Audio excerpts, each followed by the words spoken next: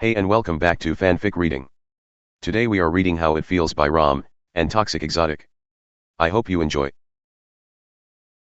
Chapter 28, Breathe No More, Part 1. Wakey wakey, Blakey. MMM. Blake groaned at the sound of her partner's voice.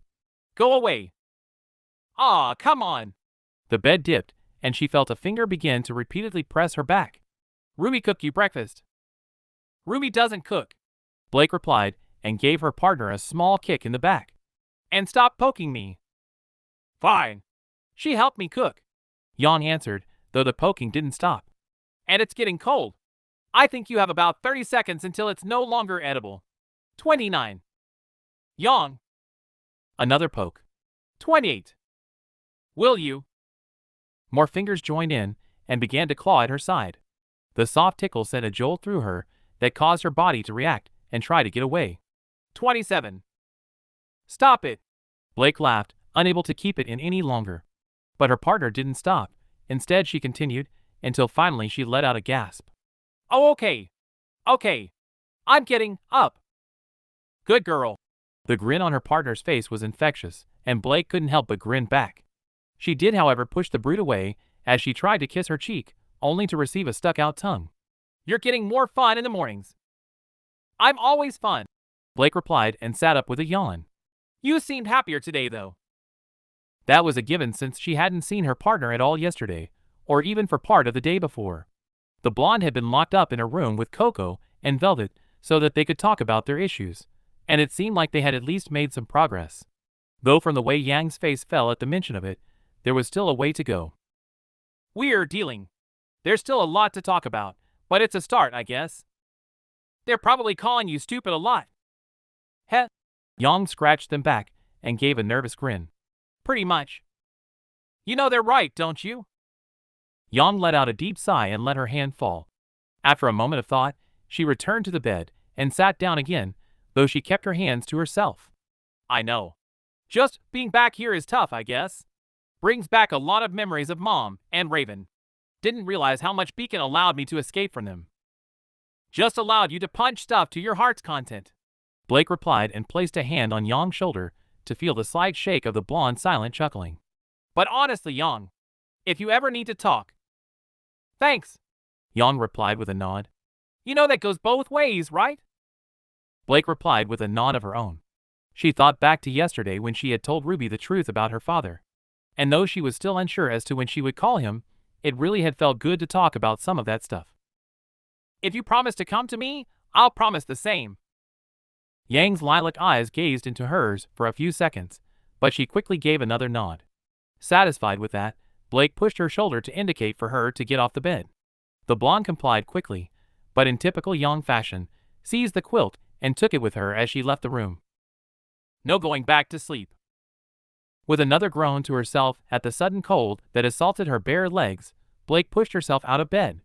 Though she was glad her best friend was feeling better, she also couldn't but be a little sad that RWBY hadn't woken her like she had the day before. But then again, it was hard to compare poking and tickling to kisses and smiles from a loving girlfriend. It was that thought that finally erased the last of her desire to return to her slumber. While dreaming of RWBY was always a pleasant thing, seeing the girl in the flesh was much better, so she quickly got dressed and made her way after the blonde. As she walked down the stairs and into the kitchen, Blake caught the smell of eggs. With a happy sigh, as she really did like Yang's eggs, she stepped into the kitchen to be greeted with the full house. Even more full than usual since Fox was sitting on the counter next to RWBY. The Reaper was happily chuckling, so the two were likely deep in conversation using the boy's telepathy, but when the silver eyes caught her, the smile widened and she burst into petals. She reformed a second later in front of her and gazed up happily. Morning, she said in an eager voice. I made breakfast. She tried, said a voice in her head, and she looked to see Fox wink at her.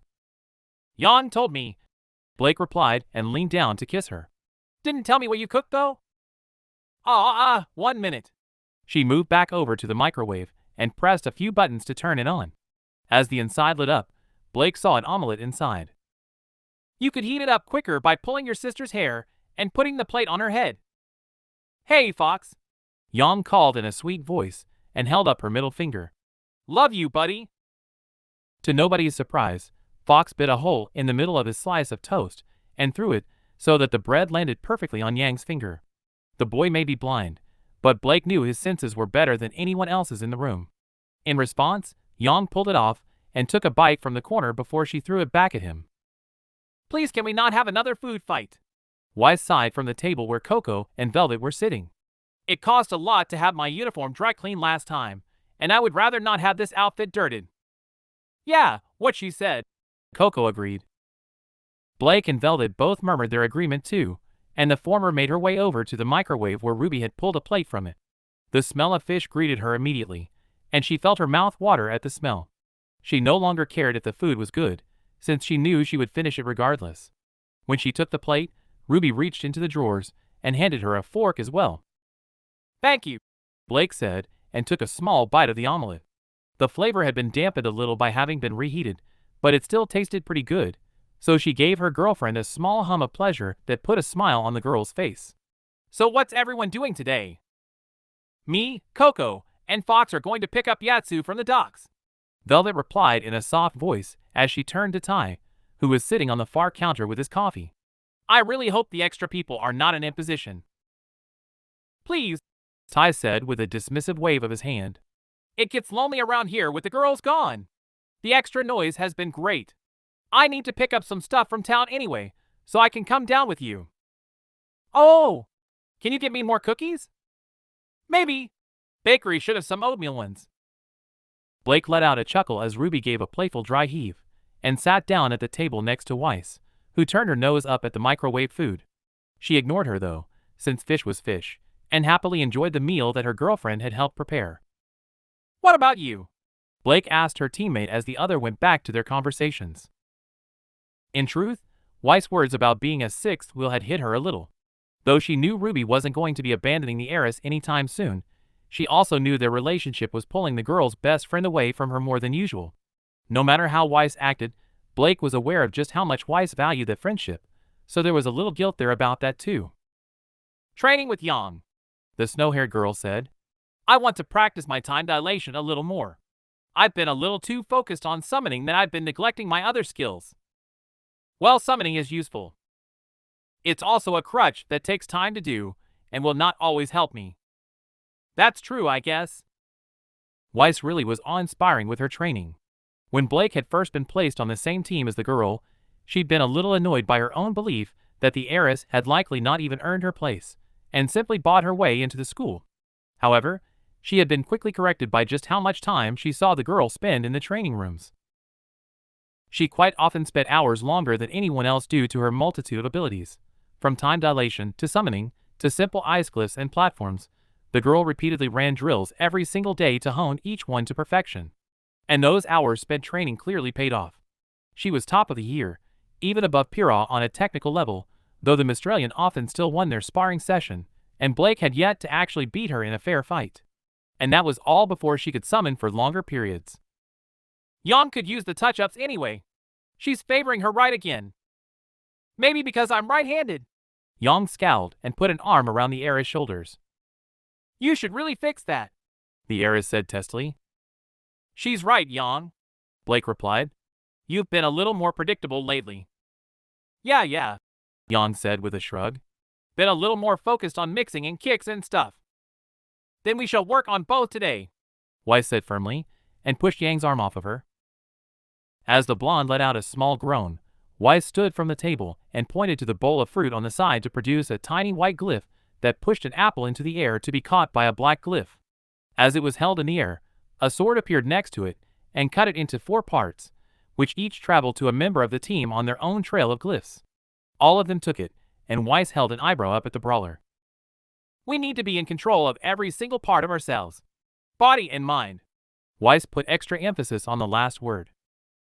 Yang clearly understood what Blake did from those words and gave an appreciative nod.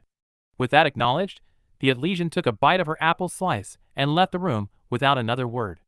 As unconventional as it was, Blake knew it was Weiss' way of showing she cared, and not any form of judgment on Yang's issues. Gods, all 3 of them knew Weiss had plenty of her own anyway. If this is what she's like after a week with her sister, I never want to meet Winter. Yang chuckled and sat down. Really? Blake asked with a raised eyebrow. I remember that you were the one who called her hot when she was in that magazine Y-Spot. Coco hummed with a raised eyebrow. Winter. Oh, 9 out of 10 easy. Hey! Relax, beautiful. Coco grinned at the offended fauness and gave her a quick kiss. You and Yang are both 10s. And that's the only number I go for. MHM. Velvet scowled, though her lips were clearly resisting the urge to smile. So what are you doing today? Blake heard Yang ask and quickly swallowed her food. Blake was genuinely unsure. There were only 2 days left until they returned to Beacon, to classes and endless training, so more than anything, she wanted to spend some more time with Ruby. Not sure, honestly. Well, you could always join me in Weiss. Or Ruby's but landed on the table in front of them as the girl came crashing in, clearly having eavesdropped on the conversation, but Yang quickly pushed her off it. We could go and see the Breathing Hills. I wanted to show you them before we left, but we all got caught up. Blake had to suppress her own grin at that fact. Ruby also wished to spend more time alone with her. I'm pretty sure that will be a more fun day than being Weiss Pincushion. Wow, leaving your own partner alone with a girl who enjoys stabbing people in favor of my sister. She does not enjoy. Ruby backtracked quickly on herself. Okay, a little. But only when people annoy her. So all the time? Blake asked, and received a chuckle from her girlfriend. Anyway, another date with you sounds perfect. Great. The Reaper beamed and leaned down to kiss her. I'm gonna go get ready. See you outside in 10? Sure. The luscious leader zoomed off towards her room with a final wave to Fox, and Blake returned to her food. She was almost finished, but picked up her pace anyway so that she could get dressed too. While she was eating, she caught her partner's eye to see a mischievous glint in the lilac orbs. You two are so adorable with your little dates. Shut up, Blake said with her mouth full of the last of her food and stood up. I'm going to get dressed. MHM. Yang grinned and stole her chair straight away. Don't have too much fun. Blake stuck her middle finger up as she walked out of the room, though her face held a hidden smile. She didn't actually mind the teasing. The manipulation of events? Sure. But the teasing was fine. She actually quite liked it, as it mainly just served to remind her that she was happy. And what was the not to be happy about when she had another day alone with her girlfriend ahead of her? The smell of wet moss, and what surrounded Blake as she walked hand in hand through the woods with Ruby. The air that pushed through her hair was cold, not as cold as the day before, but enough to make her wish she owned a beanie or something. She was sure she could buy one, but she hated how they pushed her ears down, and buying one made for fauness would just be a big giveaway to everyone at school. She would rather Carden not find out about her ears due to her being unable to resist a little cold. It's not like she really cared about the cold anyway, not when Ruby skipped along happily at her side and pointed to a large hill in the distance. Though she couldn't tell since how far they were away, Ruby was assuring her that the hill did in fact breathe. It was an odd claim, but Blake had seen weirder things, like the floating islands of Lake Matsu in Mistral, though she hoped the hills weren't hiding swarms of lancers like those islands did. So what exactly makes them breathe? Blake asked curiously as she pushed aside a branch. Magic, Ruby said and stuck out her tongue. Blake raised an eyebrow, and the girl's smirk turned to a chuckle. Now! There are caves running through it, and the biggest one that connects from the ocean has a lot of fire dust inside. When water comes in, it evaporates and makes the grass and stuff covering the other holes bulge when the air leaves. It's super cool to watch. Sounds like a great date spot. Blake teased and shot her girlfriend a smirk. Yup. Blake went to draw her weapon as she sensed it, but Ruby was quicker. A single shot rang through the air, and the Beowulf that had been stalking them fell dead. Nice shot. There are a lot more Grim over here. Yeah, I noticed that too, but thanks. Ruby grinned and kissed her weapon before she put it back on her belt. So you excited to start school again? Is that a trick question? No. I thought you liked school? I like learning. The people leave a lot to be desired. That is a bad thing about combat schools, I guess. People are always competitive. Ruby hummed in agreement, though Blake had more issues than that with her fellow students. You have no idea how many times people try and say their weapon is better than mine. Considering we were late for class because you spent 10 minutes fighting a third year because he said Crescent Rose was cumbersome, I'm well aware of how many arguments you get in about weapons. He was wielding a great mace/fusion cannon hybrid that was bigger than him, Ruby said with a bit of excitement in her voice. How is that not more cumbersome than my scythe? You wouldn't think it from the way he wields it, though, Blake replied, very aware of how strong the bear faunus was, since the only time she'd ever fought him had resulted in her going to the infirmary to check for a concussion. I mean, it's a great weapon, but Crescent Rose is way better. Blake knew not to argue, not only because it was a fruitless endeavor, but also because she agreed. While Garrick's mace was certainly deadly, Ruby's scythe was equally so, and had the speed to match. Blake knew that if the girl just got over her worry of hurting people, a worry not many students at Beacon had, then she could jump from her 9th place spot in the ranking to at least the top 5 in no time. But she still liked that Ruby cared about life so much, especially since it was very difficult to tell if people were just sparring or actually trying to kill each other sometimes. So I guess you're excited about school? Uh-huh. Ruby hopped ahead to turn back to her with a wide grin. Beacon is my dream, remember? I remember. Blake smiled and pulled the girl a little closer. Little Miss destined to save the world. Nah. Ruby giggled and let herself be pulled in.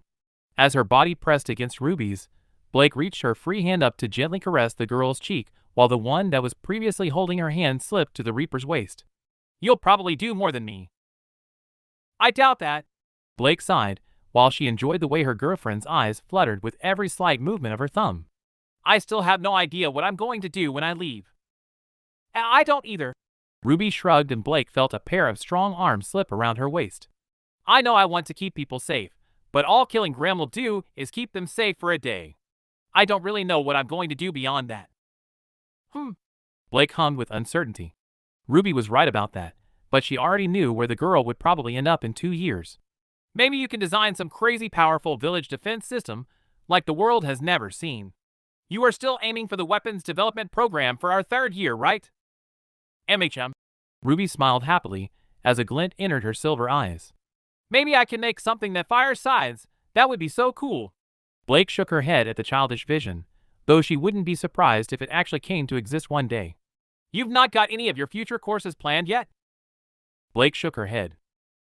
Beacon was mostly just an escape option for me, Blake admitted. I'm happy I chose it, but I still have no idea what I want from it.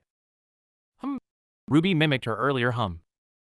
As she thought, her silver eyes shone and Blake couldn't resist placing a small kiss on the girl's lips. She also couldn't help but groan happily as the warmth of the girl's lips heated her own against the cold air. She still wasn't sure if the warming kisses in the middle of the forest were her favorite, or the morning ones that had become the norm, but she very much appreciated the forest ones more at that very moment. Ruby hummed again as they broke apart, her eyes opening to show happiness in those shining orbs. Except for you, she said with a wicked grin, since she knew it would make the girl blush, which it did. WL. Ruby coughed as her face turned bright red, and a wide smile pulled at her lips. I know there's a political history course with Dr. RWBY, Ruby said and bit her lip. Maybe you could take that and help people like your dad did? In truth, that did appeal to her. The idea of using her skills and knowledge to help other faunus was still something she cared about very much, but she was also nervous.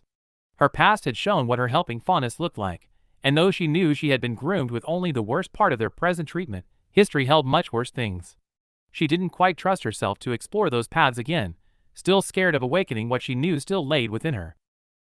Maybe, Blake replied noncommittally, as she heard a small rustling to her left. Not a conversation for today, though. Right now.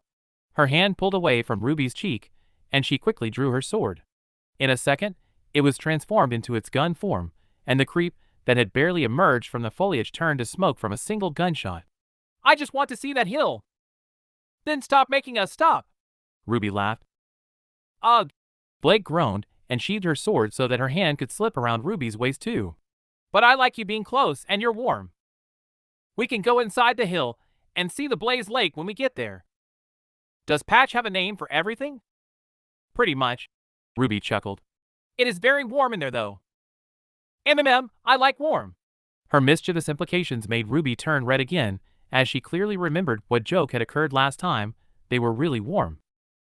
Then you should let me go so that we can get there and get warm, Ruby said and stuck out her tongue. Blake pulled the girl into another gentle kiss and captured her bottom lip between her own.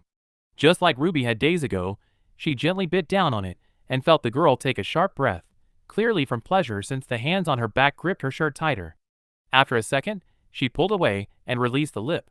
She also released her hand and held them up with a smirk to show she wasn't going to stop them again. Then lead the way to the warmth. A small bead of sweat dripped down Blake's forehead as she backflipped away from the sentinel. Her cleaver tore through its body to sever it in two, and before it could turn to smoke, she kicked its head into another to throw it off balance. The moment it staggered, Ruby came from nowhere and put an end to it. The sentinel hive had attacked almost the moment they'd entered the cave, but thankfully it wasn't too big. It had only taken a minute or two, and she'd only taken a minor hit. When the final one hit the ground and Ruby stood up with her sides slung over her shoulders, Blake let out a small breath and wiped the sweat from her forehead. Ruby wasn't joking about the inside of the hill being hot. The energy that emanated from the red veins in the wall made the passageway feel a little sticky with the heat. Not that Blake was complaining when the alternative was the cold outside, but Ruby had assured her that the passage was pretty short, and that they would be at the much cooler cavern in no time. There really is a lot more grim than usual around here, Ruby said as she collapsed her scythe and reattached it to her belt. Should probably report it when we head back to Beacon. MHM. Blake hummed in agreement, as she too had been a little concerned by the Beowulf pack that had assaulted them on their way to the hill, as well as the croakers that had tried to stop them entering the cave. Nothing we can't handle for now, though. So how far until this cave of yours? Only a couple of minutes, Ruby said and moved over to the wall, where a small chunk of dust stuck out. A small chisel was pulled from her back pouch, and she gently pried the crystal free, then returned both to the pouch on her belt. Little something for Weiss, she smiled. When Ruby was done, they continued their way down the small tunnel, and she felt Ruby's hand go back into hers. A soft smile pulled at the girl's lips, and Blake quickly found herself not caring about the grim. True to Ruby's word though, it only took a few more minutes to get to the cavern, and Blake quickly saw why she wanted to show it to her. The cavern was actually quite big. The gray stone floor was punctuated by the occasional stalagmite, some of which were taller than her, but some that were broken at the base, along with an occasional vein of red dust. Stalactites hung from the ceiling as well, each one thicker than her entire body, and holes that lead to other tunnels were dotted between them. Fire dust also littered every surface, the large red boulders deeply embedded into the stone, and glowing so that the area was bathed in red light. The most distinguishing feature, though, was a small pool on the left side.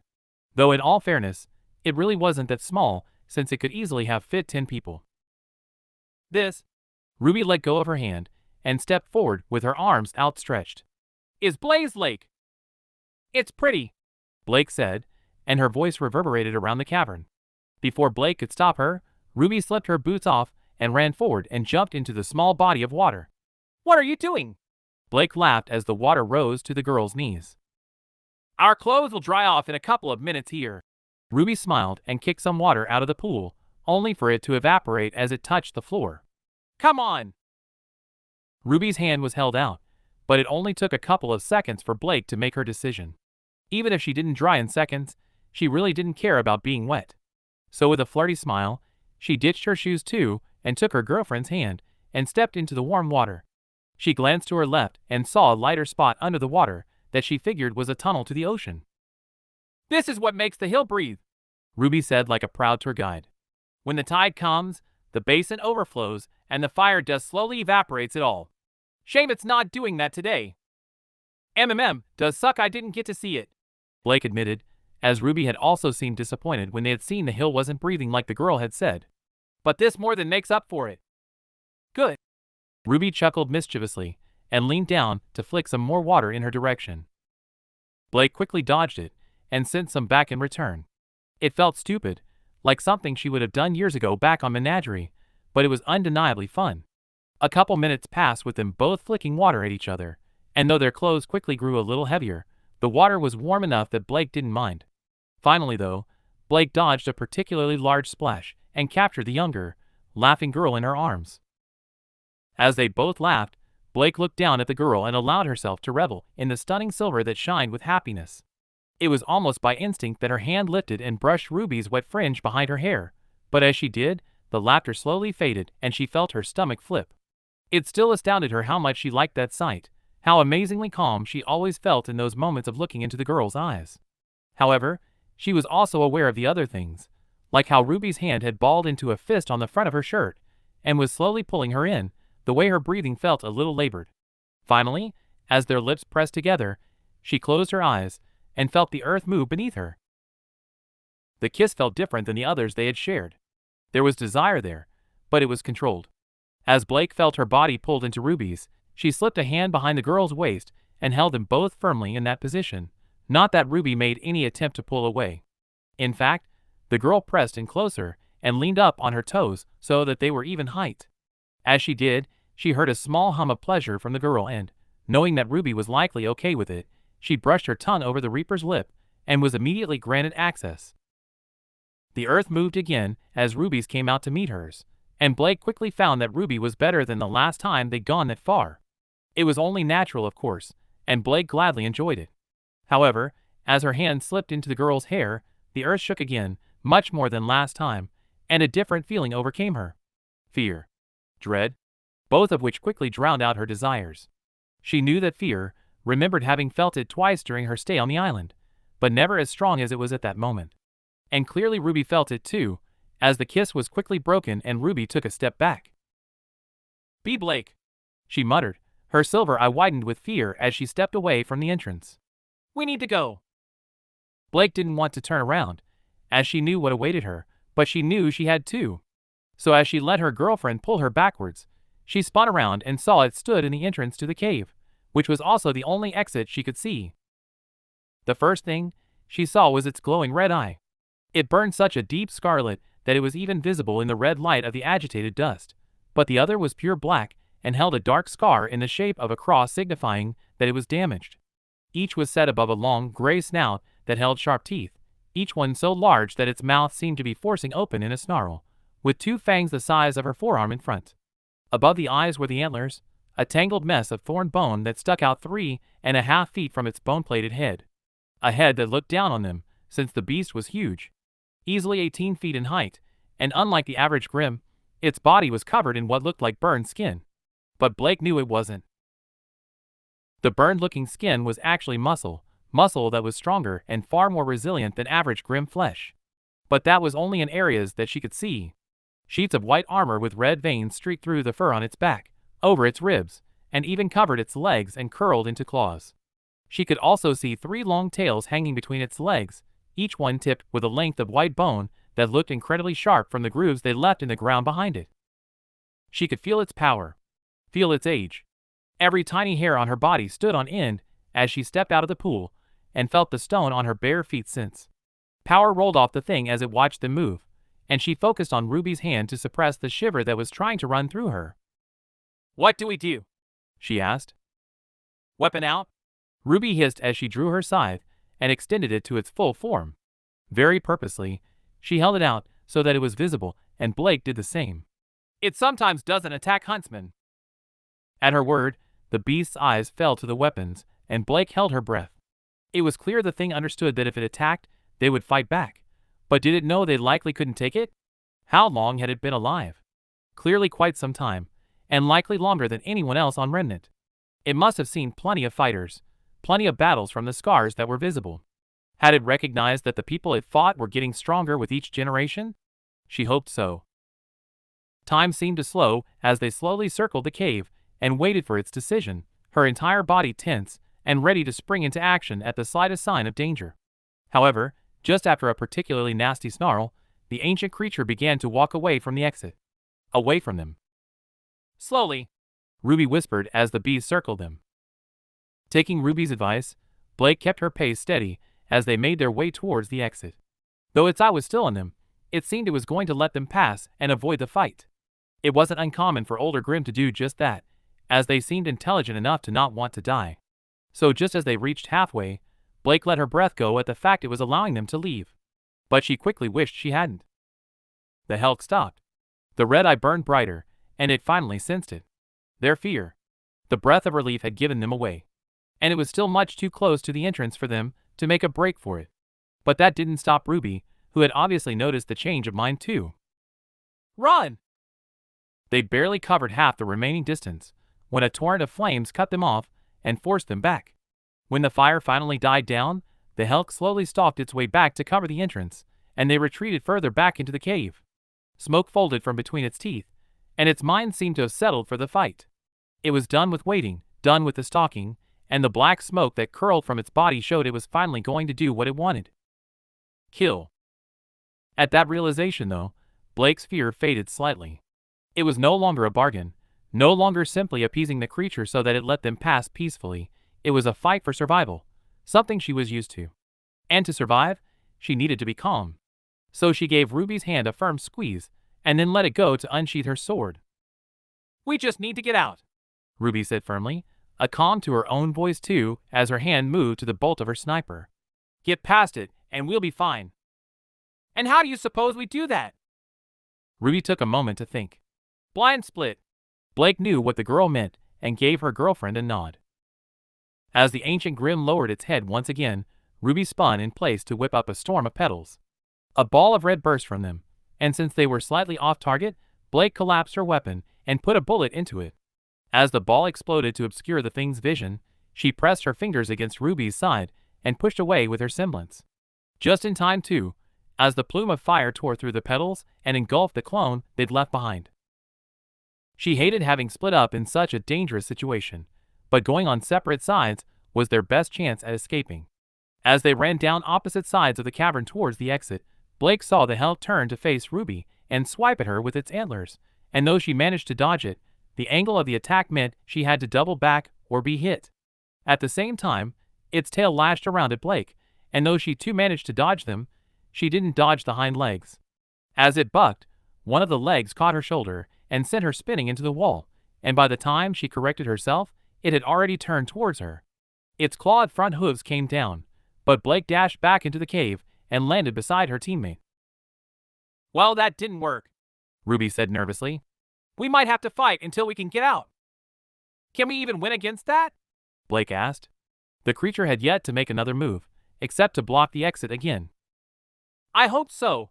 Ruby breathed and retracted her side into its sniper form. "Just promise me something." "What?" Ruby pulled back the bolt and gave her a firm look. "If you get a chance to escape, take it." Blake was about to tell her that wouldn't happen, but Ruby didn't give her the opportunity. In a burst of petals, she dashed to the side and opened fire on the Hulk. She knew that wouldn't happen, that she wasn't leaving the cave without Ruby, but she also worried that she might not be leaving at all. But Ruby would, she would see to that. So while Ruby fired on the right side, Blake took off to the left and opened fire too. The Hulk didn't care. It simply stood there and took it, not even bothering to move. That changed when they got in close though. They both arrived at the same time, and Blake slashed out with her blade, only for it to hit muscle. She was used to her cleaver shearing through grim, but that didn't happen that time. Instead, her sword came to an abrupt halt, and one of the bladed tails rose, and the connected tissue stretched to dart the thin point straight at her. She heard Crescent Rose glide over her head, and smash it away before Ruby smoothly transitioned it to strike the thing's jaw. Unfortunately, just like Gamble Shroud, the side did nothing but stop. Blake deflected a second tail that javelined towards them, but the Grim swiped its thorned antlers downwards. She felt feet on her side, and barely had a chance to see Ruby push her out of the way in time as the beast head but the floor, leaving behind a small crack. But without missing a beat, its head raised and fired a jet of flame into Ruby's chest. "Gaw! Ruby!" Blake shouted as the girl was flung backwards. As the antlers were swung in her direction, she used her semblance to dash away and back to the girl's side. "I'm not leaving without you." "But I can distraw." "No!" Blake yelled and dodged as a small boulder flew at her, dragged up by the creature, and crashed into the lake. "Together. Or not at all." Though it was only for a split second, she met her girlfriend's eye and made sure she understood. There was a small amount of desperation in them, but she blinked and it was gone. Thankfully, the message had been received, and Ruby gave her a small smile. "All right," Ruby sighed. "Now then." She pulled her bolt again and held the side behind her. "Let's get out of here." The next 10 minutes were spent trying to escape. They ducked and weaved, shot and sliced, but every time they had the tiniest opening, the Hulk quickly cut them off. Whether its tail slashed the air, or its flame breath cracked the stone and flooded their path, the beast seemed to understand everything they were doing. every move they made. It had clearly survived for a reason, and its intelligence was unlike anything Blake had seen a grim exhibit before. However, she couldn't shake the feeling it was playing with him. It rarely attacked, rarely ever went on the offensive. Instead, it chose to just block their path, toying with him, enjoying its hunt. Thankfully, they had only taken 2 more minor hits, but it had received nothing. No damage, no marks, it hadn't even flinched from their attacks. And Blake knew if it continued much longer, their aura would break, and it would finally begin to attack in full. Knowing that was the case, they both rushed in and parried the tails that came to meet them. It was their final plan. They couldn't go under, or around, or through, so they had to go over. Just as usual, its head smashed down, but they both rolled out of the way. Blake came out of it first, just in time to hold her sword up to make a platform that RWBY could leap off of. The girl went into the air and turned into a blur of petals, and Blake reached out. Just as they planned, her hand found the hook of Crescent Rose, and she felt herself taken up in the motion, before being thrown clear over the beast and towards the tunnel. Happy at the success, she turned to make sure RWBY was with her, and that was when her face fell. As the girl used her semblance to give herself more momentum, the Hulk rose its head and caught her with its antlers. It was not a graze, not a tiny hit, but a full-force one. Though RWBY's aura protected her, she was thrown away from the entryway and into the ceiling, where her head smashed off of a stalactite and sent her spinning into a wall with a sickening thud. Time slowed as Blake watched her girlfriend fall to the floor, even though she knew the girl would be straight back up. Or at least, she should have been. But she wasn't. She didn't move, didn't even a twitch, and Blake felt bile bite at her throat. Even aura didn't protect against every hit, and it was still possible to take so much damage that even aura couldn't save you. The health finally seemed to be spurred to life though, and slowly made its way towards the lifeless girl's form, all thought of any other prey obviously gone from its mind. Then, it began to charge. Blake didn't hesitate. She wasn't leaving without RWBY. So leaving behind her chance to escape without a single glance back, she darted away from the entrance and towards RWBY's body. She had to beat the Hulk there, so she used a few rapid burst shadows to sprint faster. She arrived just in time to snatch up the limp form and leave another shadow behind, and didn't stop until she was next to the lake again. She barely registered that the Hulk's charge had missed, slamming into the wall with enough force to shake the cave. Her only care was RWBY. She looked down to see RWBY's eyes were closed, and immediately felt the urge to throw up again. Her head lolled to the side in her arms, and she felt tears already begin to drip down her cheeks. She knew she couldn't carry RWBY out of the cave and outrun the Grim alone. RWBY, please, please wake up. Her words went unanswered. The girl remained silent. And though she knew she had to run, she had to at least try to get her out of there. Her legs refused to budge. RWBY couldn't be gone. Not yet. Not when things had just started to be good. Those thoughts flew through her mind, kept her where she was, even as the Hulk corrected itself and began towards them again. As it began a renewed charge, Blake let her eyes fall back to her girlfriend and let out a single sob. I am as sore. Arga! Chapter 29, Breathe No More, Part 2. The cold blades of grass tickled Yang's shoulders as she laid back on the lawn. She didn't normally feel so out of breath from only 30 minutes of training, but it was always weird when practicing under Weiss time dilation.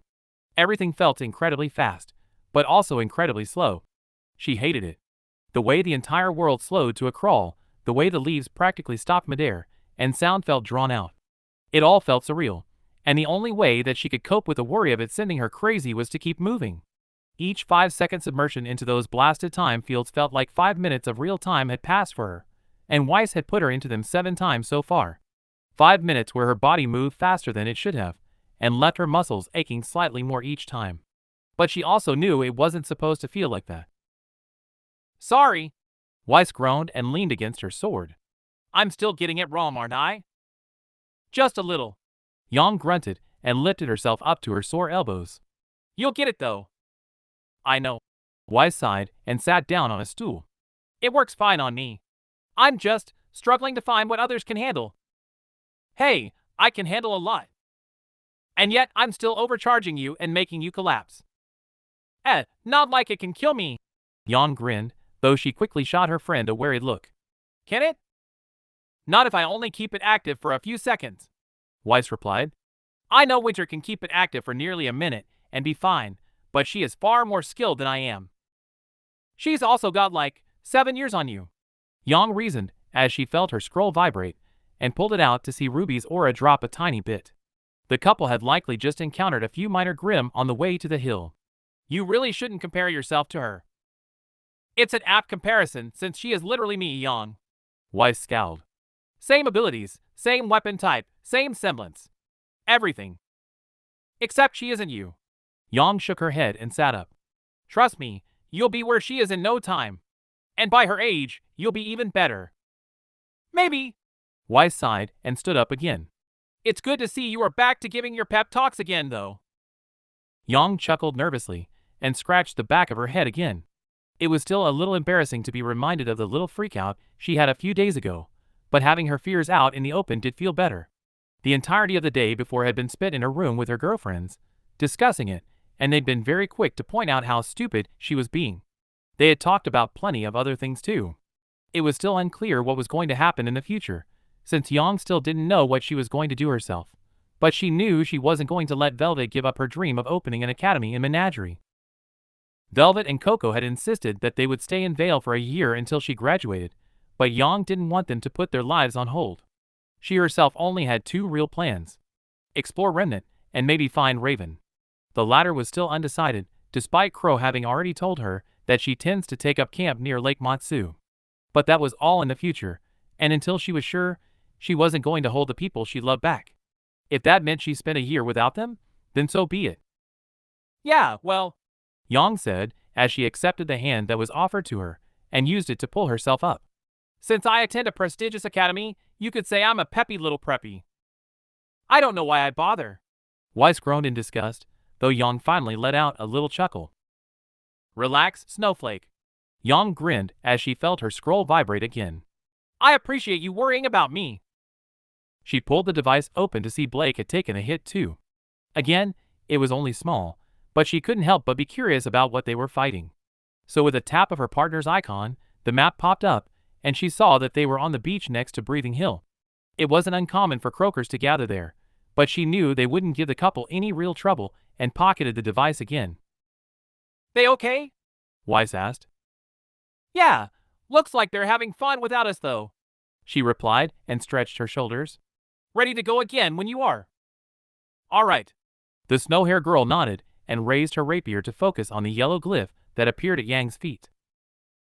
The glyph training continued for a few more minutes, and though Weiss eased up on the dust, it was still a little too much and caused Yang to fall to her knees after 3 more tries.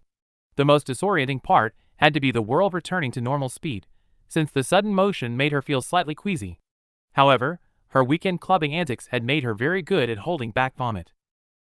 As she stood again, a tiny bit dizzy, she looked down at her scroll to check her aura. Though hers was still nearly full, she saw that both Ruby and Blake were missing a little more aura than when she had last checked. That wasn't right. Croakers weren't really an issue.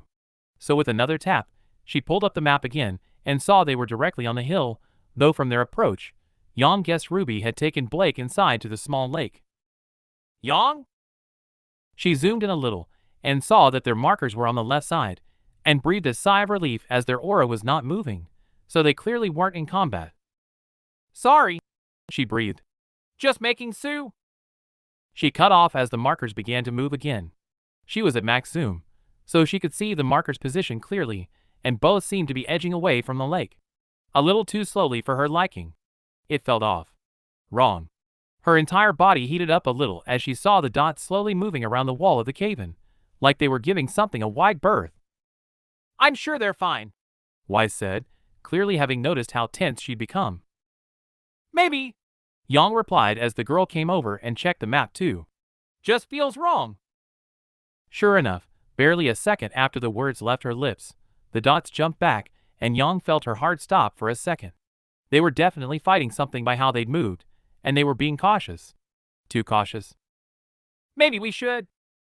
Yang didn't hear the rest of that sentence as she was already at full sprint towards the hill. The dot had rushed back in again, and Blake's aura had dropped by a considerable chunk. Whatever they were fighting was big and very strong. Yang quickly found herself dreading what it could be. An adult croaker could have crawled from the hole in the pool that led to the ocean. A milligreed could have inhabited one of the many tunnels, and she didn't even want to think about the other possibility. Behind her, she heard Weiss. The girl was hot on her heels, and not even questioning the decision to go to help. So with the confidence of having her friend be at her side unquestioningly, Yang increased her speed and barreled through the woods towards her sister. As they neared the beach that lay beside a great hill, Weiss saw a Beowulf jump out at her from the trees with a loud growl, but she removed its head without even bothering to slow down. She had no time to slow down, since her friends had already taken a few heavy hits in the 10 minutes since her and Yang had left the house. The aforementioned blonde barreled ahead of her, viciously smashing aside branches that got in their way. When she'd first seen Blake take the heavy, Weiss had been a little worried, but hadn't thought too much of it. Grimm were unpredictable, of course, and that usually led to the occasional hard hit, but Yang had immediately taken off. She was hardly going to let the girl take off alone, so she quickly followed. She was glad she did, as she too now realized their friends were fighting something they weren't ready for. Every hit the two took drained a considerable amount of aura, and as they jumped down onto the beach, she saw her own partner take another that put her down to just below half. She had no idea what was on the island, but given Yang's clear worry, she could guess it wasn't good. "Launch me!" Yang called as they both barreled into a tunnel that led directly into the giant hill. "We don't know WH. Just do it." The order was clear, and though the girl wasn't even looking back, Weiss gave a nod. As they sprinted down the stone hallway, she spun the cylinder of her rapier and prepared the dust she needed. It was barely half a minute before they entered the inner sanctum of the dirt mound, and before she really had a chance to take everything, the first thing she saw was a giant Grimm walking towards the opposite wall. It was easily double her height, and the aura of strength that it exuded made her shiver slightly. Yang didn't care though, and ran straight at it without even bothering to slow down. With a spin of her rapier, Weiss set a sheet of ice along the ground at the great beast's feet, then with another spin, produced a scarlet glyph in front of Yang. As the blonde stepped on it, the red rune exploded. At the same time, the brawler's hair glowed a shining gold, and she unloaded a shell behind her from each gauntlet. "Arga!" She was little more than a gold streak as she tore through the air and crashed into the beast's side. Due to the ice at its feet, and the force of Yang's shoulder slamming into it, the Grimm stumbled to the side, as the blonde tumbled out of sight. Once it was out of the way though, Weiss saw Blake lean against the wall with an unconscious Ruby in her arms. Without wasting a second, she closed the distance and knelt down beside her friends. "Weiss, she won't whack." She immediately felt for the girl, as the tears that rolled down her eyes showed just how much she believed that Ruby was severely injured. It wasn't hard to see why from the way Ruby's body hung limp in the girl's arms, and even Weiss had to choke back a small hint of worry. "Compose yourself," Weiss said firmly, since she knew that her partner was fine. To prove as much, she pulled her scroll from her pocket and thrust it into Blake's hand. "If she were gone, she wouldn't have aura." As Blake looked at the device, Weiss pressed her finger to Ruby's throat and found her pulse was still strong as ever. Whatever hit she'd taken had just knocked her out. But they needed her up, and they didn't have time to do it gently, so she placed the tip of Murdenaster gently against her partner's shoulder and, very carefully, squeezed the trigger. A brief flash of yellow lightning ran over her body, and her eyes shot open. "Ah!" the girl cried and quickly sat up. From the lack of vomit, Weiss felt it was safe to say there was no concussion. "Wah! Weiss!" She turned just in time to see Yang picking herself up from the remains of the shattered stalagmite and the large dark Grimm that she remembered was called the Helk running at them. She barely had time to react, but a quick spin of her rapier created a hard-like barrier between them. Though, despite being her strongest defensive option, the force of the impact caused large cracks to appear on the surface, and she knew it wouldn't stand another hit. "We have to move," she ordered the sniffling faunus and the dazed leader as the Grimm reared up and kicked its 8-inch, clawed hooves. "Now!" Since Blake was still composing herself, and Ruby was still in a little bit of a daze, Weiss summoned a glyph at her feet, out of which erupted a wall of ice that sent them soaring across the cavern and out of the way of the Helk. Barely a second later, the beast's heavy body crashed down and shattered both the hard light shield and the ice wall. Thankfully, they were clear of its range, and Ruby seemed to be finding herself again. "I'm okay," she groaned as Blake fussed about checking her. "Are you sure?" the faunus asked quickly. "MHM," Ruby hummed as Blake helped her up. "That hit hurt though." "Yes, well, ruminate on that later." Weiss cut them off as the older girl was about to respond. Right now, we need to get out of here. That's gonna be an issue. Yang breathed as she jogged over and pulled her sister into a tight hug before she pointed at the entryway, where the Helk had already moved to. It doesn't seem like it's going to let us out without a fight. Then we'll have to fight. RWBY breathed and accepted her side from Yang. We're really going to fight that thing?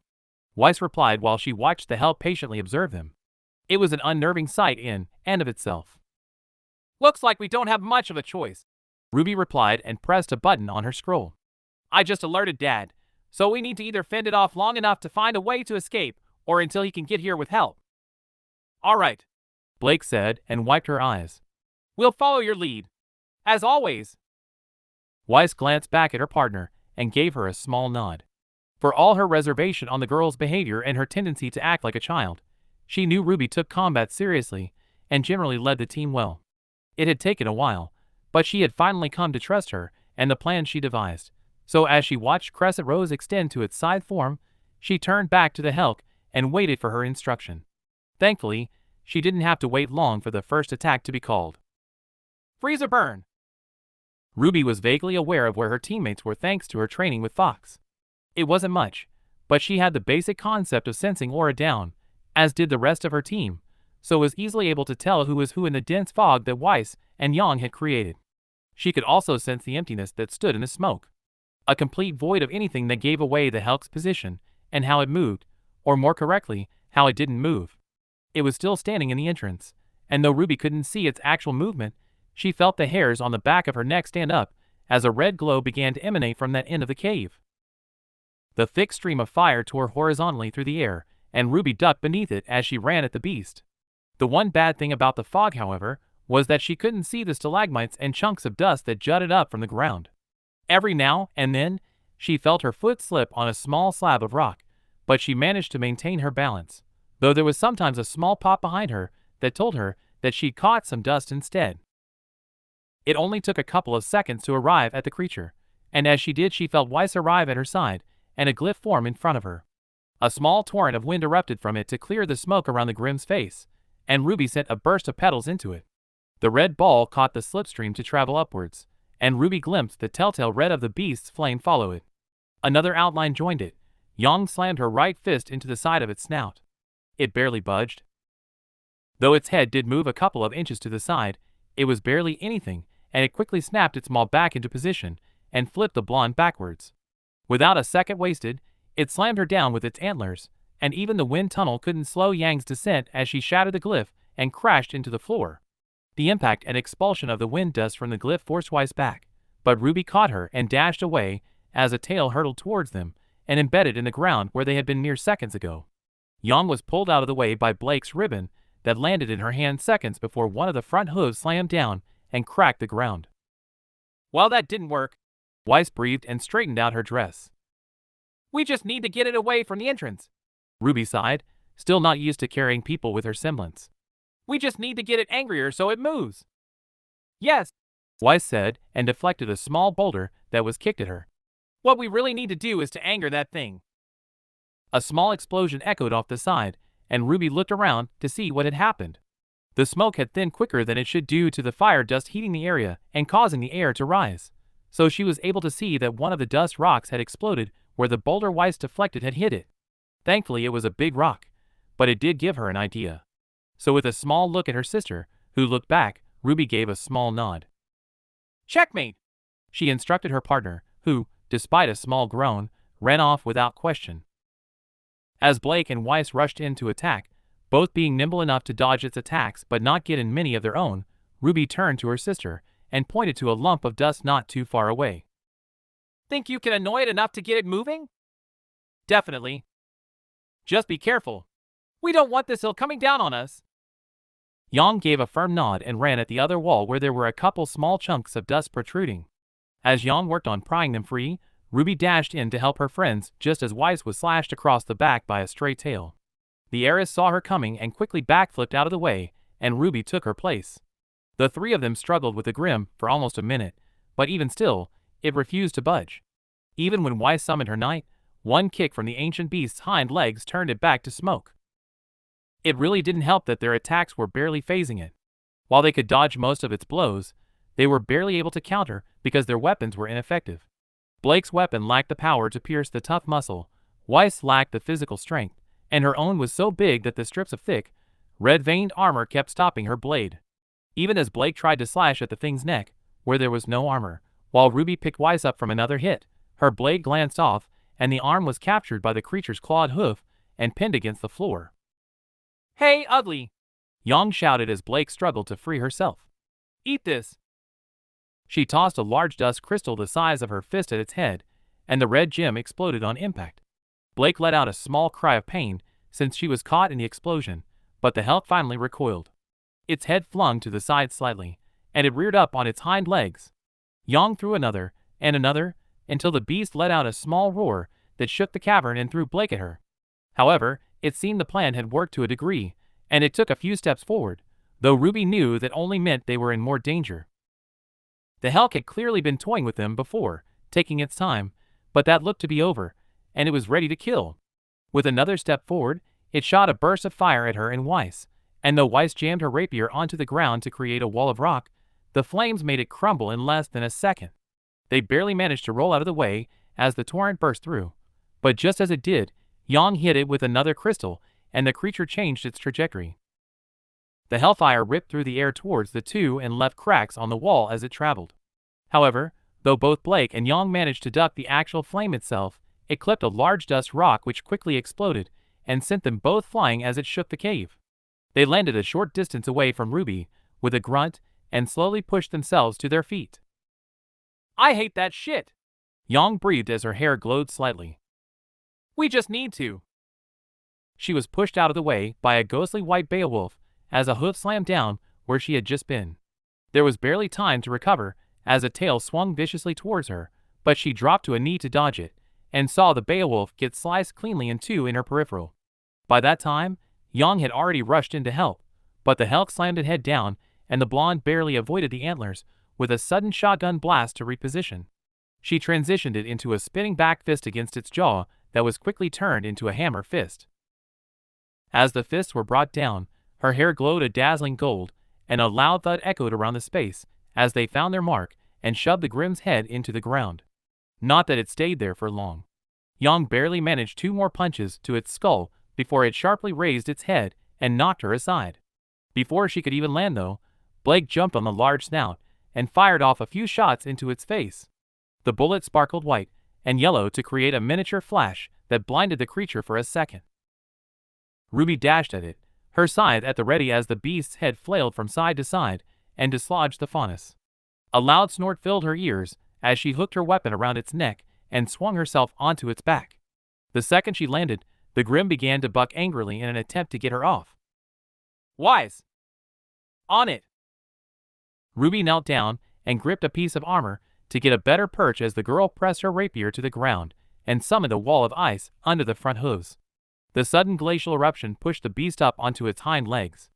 A flick of her wrist produced another glyph a short distance from her, and a giant, gleaming white sword emerged. "Yang!" Ruby called. As Yang ran towards the sword, Ruby looked down at the Hulk and saw a black ribbon wrapped around one of its antlers, and followed it to see her girlfriend trying her best to keep her footing.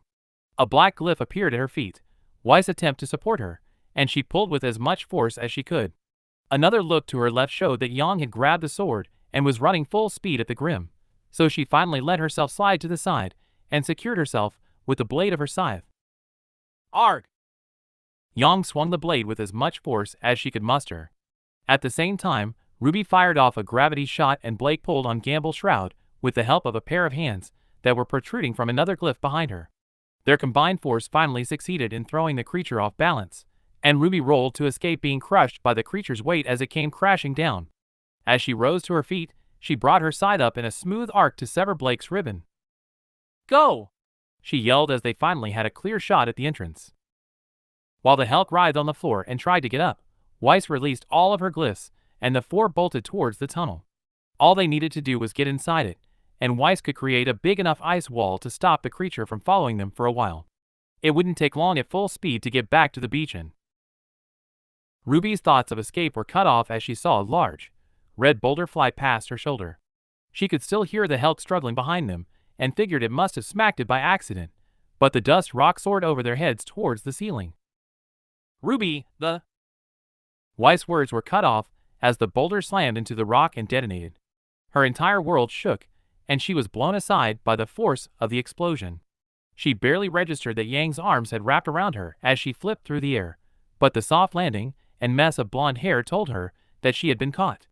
There was no time to thank her sister though, since a loud grinding noise filled the cavern, followed by a huge tremble as the section of the ceiling that was hit by the dust caved into a rockfall. A cloud of debris tumbled to the ground with an ear-splitting roar, and the other small pieces of dust that were among it also exploded with enough force to blow them along the floor. "Our opening is closing," Ruby said hurriedly, and scrambled to her feet. "We have to go, move!" She pushed Yang out of the way as she heard it. The galloping of hooves on stone grew louder very quickly, and, just as they fell to the side, the Hulk tore past them, its antlers lowered and poised for the kill. However, the only thing it met was the wall, and its collision was so strong that its hind legs were thrown into the air for a second as the wall itself cracked to reveal another dust boulder. Ruby didn't waste a single moment and aimed her sniper at it. Yet another explosion rocked the cavern as her bullet struck the rock, and everyone was blown off their feet yet again. Even the Hulk was blown aside by the force of it. As she sailed through the air, the shattered remains of black glyphs billowing around her as Weiss slowed her down. She saw a portion of the ceiling come crashing down on the grim and bury it beneath a mound of rubble. And it gave her an idea. "We should go." Blake coughed when Ruby finally landed beside them, even further away from the entrance when they started. "While it—" "No," Ruby said quickly and turned to her team. "We can kill it." "What? Are you insane?" "Hear me out," she said hurriedly, since she had no idea how long the Hulk would be down for. She could already hear rumbling behind them. "This entire hill is filled with volatile dust. If we trigger enough of it, it would bring the entire thing down on us," Blake finished. "Exactly." "You really are insane," Weiss breathed as she bent over. The girl was clearly tired from the extended use of her semblance, as well as all the running she'd done and hits she'd taken. "You're talking about destroying one of Patch's landmarks, Ruby. To kill a Grim that has killed thousands of people," Ruby countered her sister's argument. "And potentially us. We are huntresses. That's our job." There was zero restraint in her reply. The choice was simple for her. She had come to terms with the fact that she would one day die to protect people ages ago, and what in Vale had killed more people than the Hulk? How many more would it kill if they just left it again? But she had a plan. A good plan. There was no way that thing could survive having a hill full of explosive dust crash down on its back, and if she didn't follow through with it, even with the risks, then that would be on her. But she also knew it wasn't only her life on the line, it was her friends. "I want to do this," Ruby said firmly, and looked each of them in the eye. "But if you all say no, then we'll leave. But please, think of how many lives this will save." The sound of shifting rock behind them caught Ruby's attention, and she turned to see one of the Hulk's tails burst through the rock. The time for decision was now, so she turned back to her team with a desperate plea in her eyes. They each shared a look with each other, Yang's of worry, Blake's of defeat, and Weiss of exasperation, but they finally gave a nod. "Fine," Yang replied as another tail burst through the rock, as well as a leg. "But we do this quick. We don't have much aura left." Ruby felt a massive urge to hug her sister, but she knew she didn't have time. The rocks behind her were already making a huge amount of noise as the beast struggled to free itself. With a quick look at her scroll, she saw that Yang and Blake were the two with the most aura left. "Weiss, can you figure out a way to blow this hill in one go?" she asked quickly. The heiress gave a nod. "Shouldn't be too hard," she groaned and stood up straight. "But Yang is right. I don't have much left in me." "Okay," Ruby said with a nod. "Yang, you help Weiss with whatever she needs." Yang gave a small nod. "Blake, we need to protect them until they're ready." "Got it," the fauness said and split her weapon to dual wield. "We'll draw it to the BA." Her words were drowned out as the rocks behind them exploded, and the Hulk stood in the cloud of smoke. One of its antlers had a deep crack running along it, and one of its tails was completely gone. Its red eye burned brighter than anything in the room, and steam spouted from its nose and mouth. As it glared at them with pure malice, it let out a low growl. Ruby felt a shiver run through her, but pushed it aside. The beast would be dead soon anyway. that she was going to make sure of. Freezer burn, she called, and heard the telltale sound of the smoke cloud being made behind them. With a small glance to her girlfriend, who gave a smile in return, she gave a small nod, and they both rushed in. With the grim enraged, they found it much easier to kite it around. It was much more vicious with its attacks, and instead of waiting for them to attack, it often took the lead. It chose to lunge with its antlers. Its tail slashed violently around the air and left deep gouges in the cave walls. However, though they were trying to attack, it was still incredibly difficult. The ground was littered with stray pebbles and rocks from the cave-in, paired with the ever-increasing amount of broken stalagmites falling down and piercing the ground or just breaking on impact, and every other step the ladybug duo took with their bare feet left them unbalanced. And though they still dodged and weaved the best they could, there was only so much they could avoid. Blake took a nasty hit from a stray tail that had been blocked from sight by yet another exploding lump of dust, the hit sending her to the ground and causing her to pant as her aura flickered. RWBY also felt herself on the receiving end of the antlers yet again, and her body flattened against them before she was thrown into a nearby stalagmite that only made their footing worse. However, she had heard a distinct crack when she'd been hit, so as she raised to her feet, she placed her side behind her and called out her command. Ladybug! She fired off a shot and closed in. Despite the damage the Helk had taken, her blade still slid off the beast's legs with little to no damage, but that wasn't her target. Every time a hoof slammed down and tried to catch her, leaving cracks in the ground, she was quickly out of range. She was aware that Blake was doing the same on the other side from the purple blur. Finally, the creature's anger seemed to reach its peak, and it leapt into the air. Its entire body fell with its full force, and the ground around them splintered and shattered when it landed. But they were already out of range, and RWBY was already a blur of petals as she spun on the spot. They were still practicing the move, and hadn't perfected it, but she hoped that her aim was true. As Blake jumped onto her side, she spun again once more for good measure. Antler! She practically shouted as her rotation came to an end, and she launched her girlfriend at the oversized elk. Blake was little more than a blur of purple as she streaked through the air. She was on the Helk before its head had even raised fully, and with the extra propulsion from another shadow clone, she slammed her cleaver into the already damaged antler. A loud snap filled the area as the crack widened and eventually splintered, breaking away to cause a loud roar of pain to erupt from the beast. Despite its pain though, its head twisted and the jagged teeth clamped down on Blake's leg. The girl let out a small yelp of surprise, but the Helk quickly twisted its head back and threw her violently at a nearby wall. Not planning on letting her girlfriend crash into a wall when her aura was already so low, RWBY opened her arms and caught her, then petal burst to get some distance. A few feet was all she could manage, but the Helk followed immediately and charged straight at them. They barely dodged, and RWBY even felt her shoulder get slammed by the beast's knee, but she remained standing and fired another ice round into its face. They were almost at a far wall now, and the closer they got, the more dust rocks there were scattered around the floor. As she backed off again away from another stomp, she saw the cloud of smoke that had previously been obscuring Weiss and Yang clear. More dust rocks surrounded them, seemingly purposely placed between them and the walls, and Weiss even floated two of them on her glyphs. As Yang picked one up from the floor, she flashed a thumbs up and RWBY knew it was finally time to go.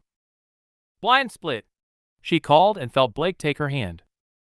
They both fired a shot at the beast's eye, but it lowered its head and charged again. She felt her girlfriend's hand leave hers, and they both took off on opposite sides. As she ran, RWBY ducked a tail that was swung straight at her head and slipped on a stray rock, but quickly corrected herself. When she was within 10 feet of the pair, Blake rejoined her side, and Yang tossed the boulder in her hand over their heads. Later, Blaz!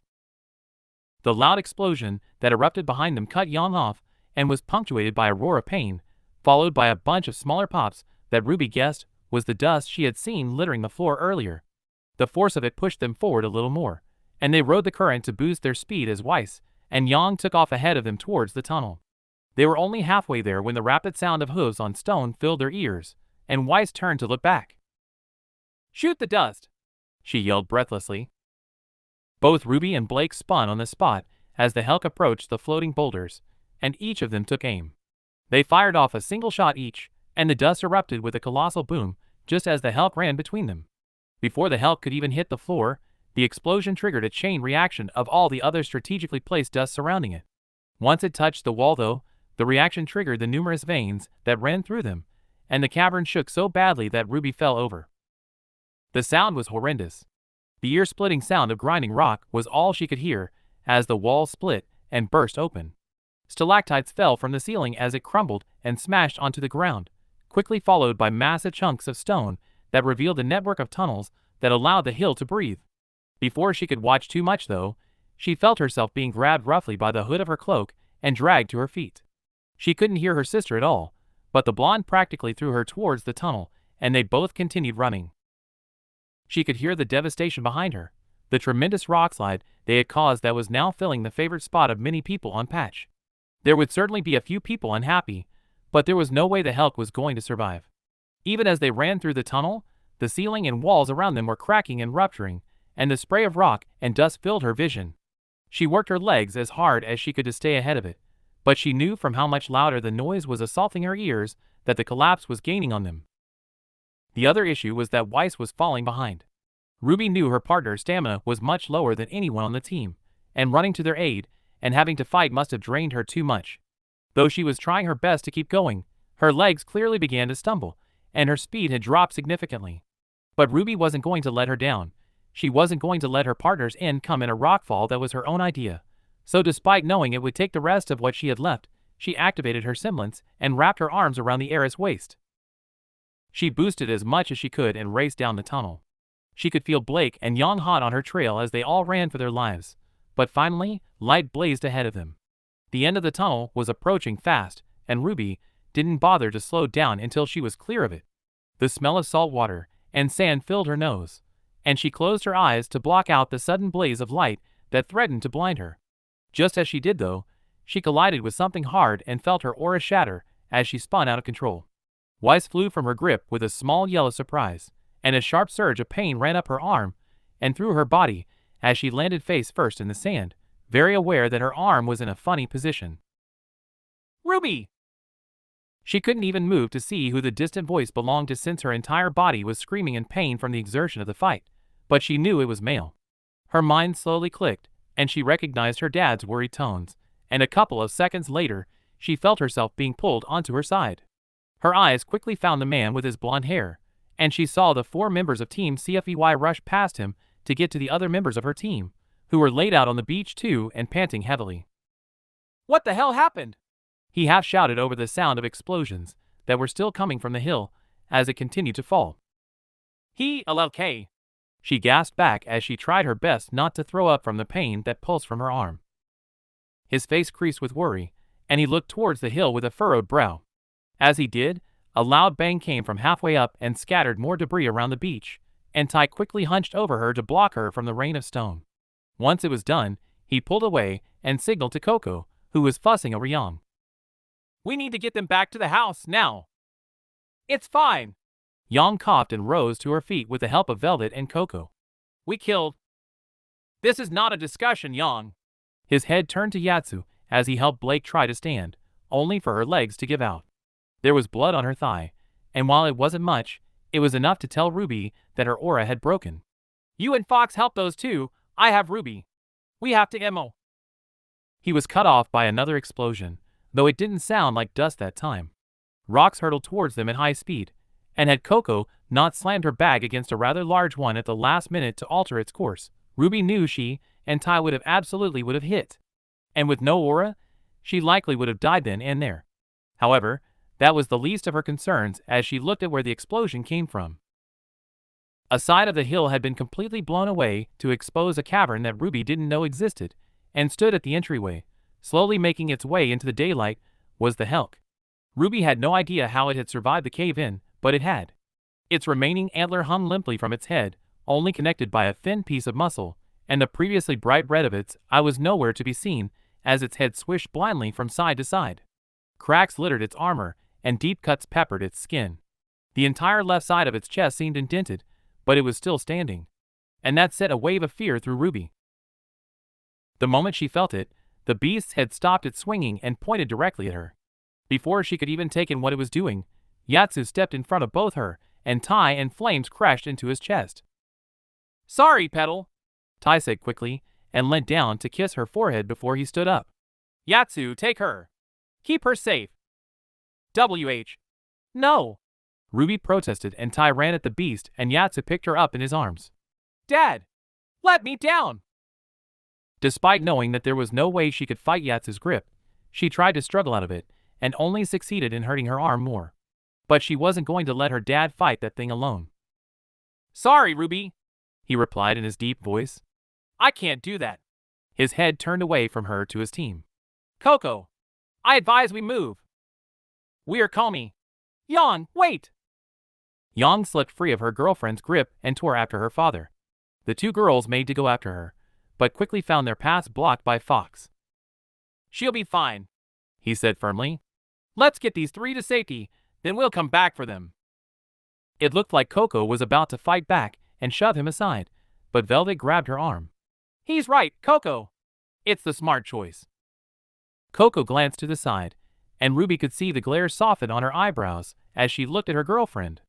After a second, her defiance faded and she gave a small nod and turned back to the blind boy. Fine. You two get Blake. I've got Weiss.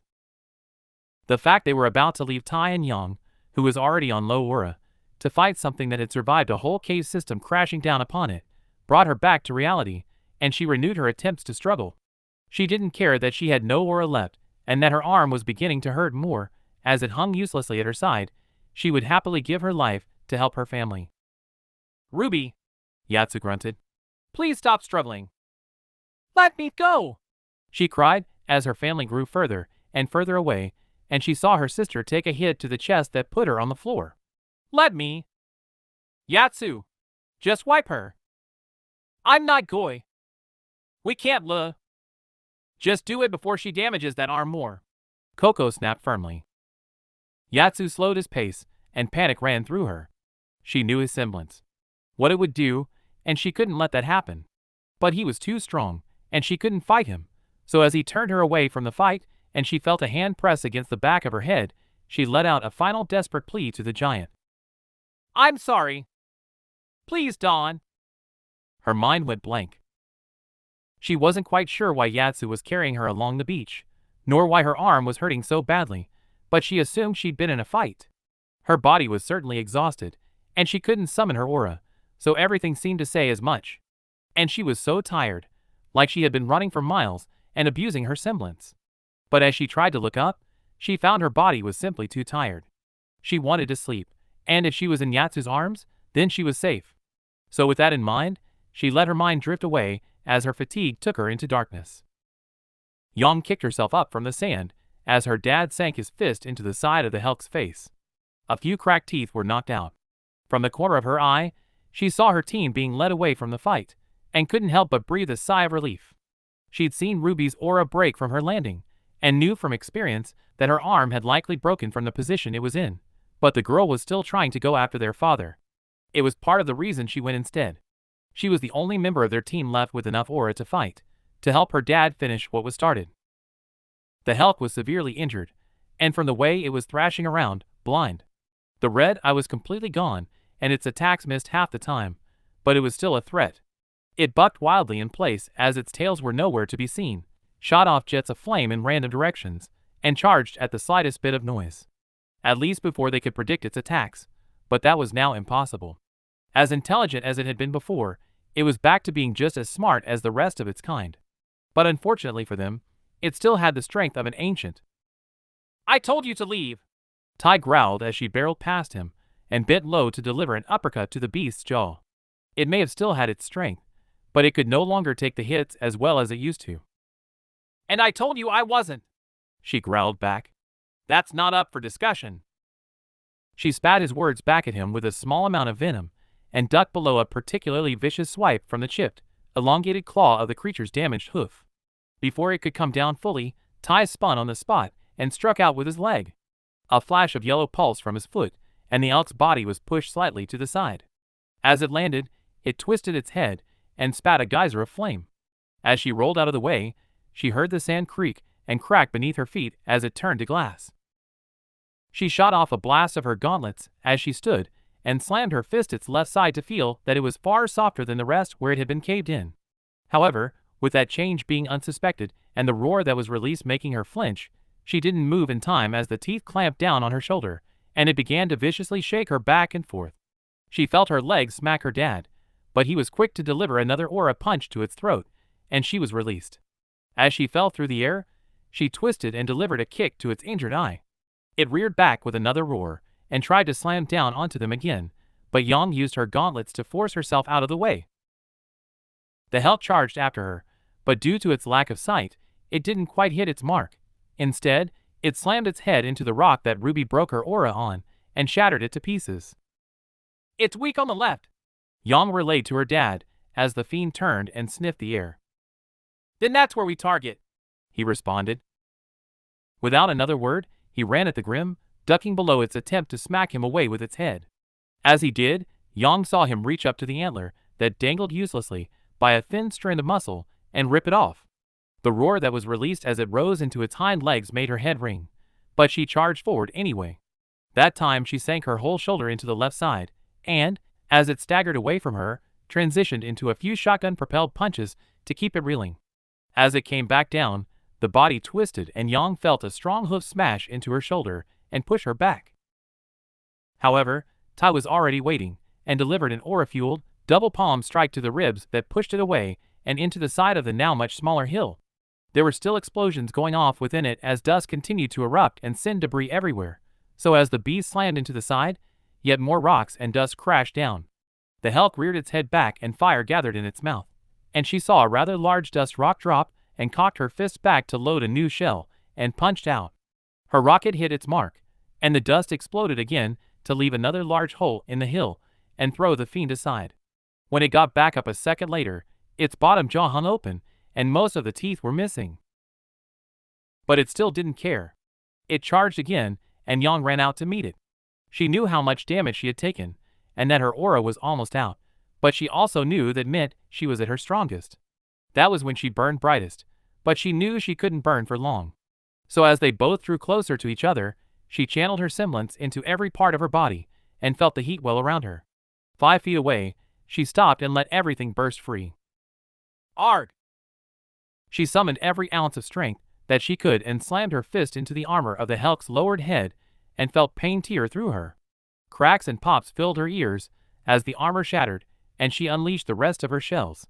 But she knew it still wasn't enough.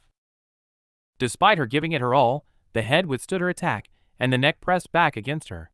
With a great roar, the head snapped upwards and Yang felt herself being thrown into the air.